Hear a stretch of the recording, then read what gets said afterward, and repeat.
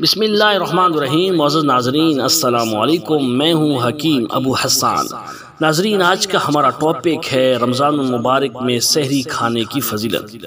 جیسا کہ آپ جانتے ہیں کہ چند دنوں کے بعد رمضان المبارک کا مہینہ شروع ہونے والا ہے، تو میں نے سوچا کہ احادیث میں سحری کھانے کی جو فضیلت وارد ہوئی ہے وہ آپ کے سامنے رکھوں۔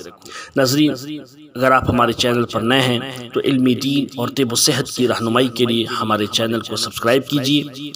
ناظرین، رمضان مبارک میں سحری کھانے کی فضیلت اور اس کے فیوض و برکات کا بکثرت تذکرہ ہمیں احادیث مبارکہ میں ملتا ہے، کیونکہ آپ علیہ الصلوۃ والسلام بالالتزام روزے کا آغاز سحری کھانے سے فرماتے اور دوسروں کو بھی سحری کھانے کی تاکید فرماتے، جیسا کہ احادیث مبارکہ سے ثابت ہے۔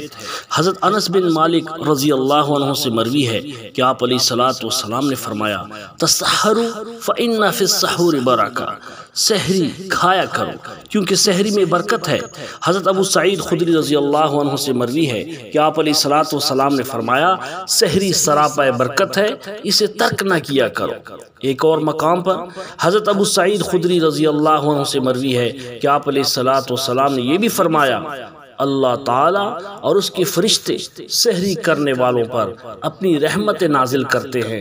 حضرت عمر بن عاص رضی اللہ عنہما سے مروی ہے کہ حضور علیہ الصلوۃ والسلام نے فرمایا، ہمارے اور اہل کتاب کے روزوں میں سحری کھانے کا فرق ہے۔ حضرت عرباز بن ساریہ رضی اللہ عنہما سے مروی ہے کہ میں نے حضور علیہ الصلوۃ والسلام سے سنا، یعنی کہ آپ علیہ الصلوۃ والسلام رمضان مبارک میں سحری کے لیے بلاتے اور ارشاد فرماتے، صبح کے مبارک کھانے کے لیے آؤ۔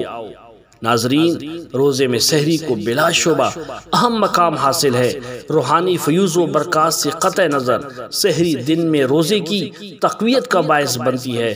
اس کی وجہ سے روزے میں کام کی زیادہ رغبت پیدا ہوتی ہے۔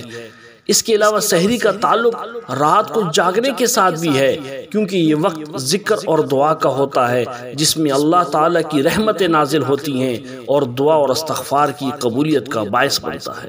ناظرین، مجھے امید ہے کہ یہ ویڈیو آپ کو پسند آئے گی۔ اس کو لائک کیجیے، شیئر کیجیے، مجھے اپنی دعا میں یاد رکھیے گا۔ اللہ حافظ۔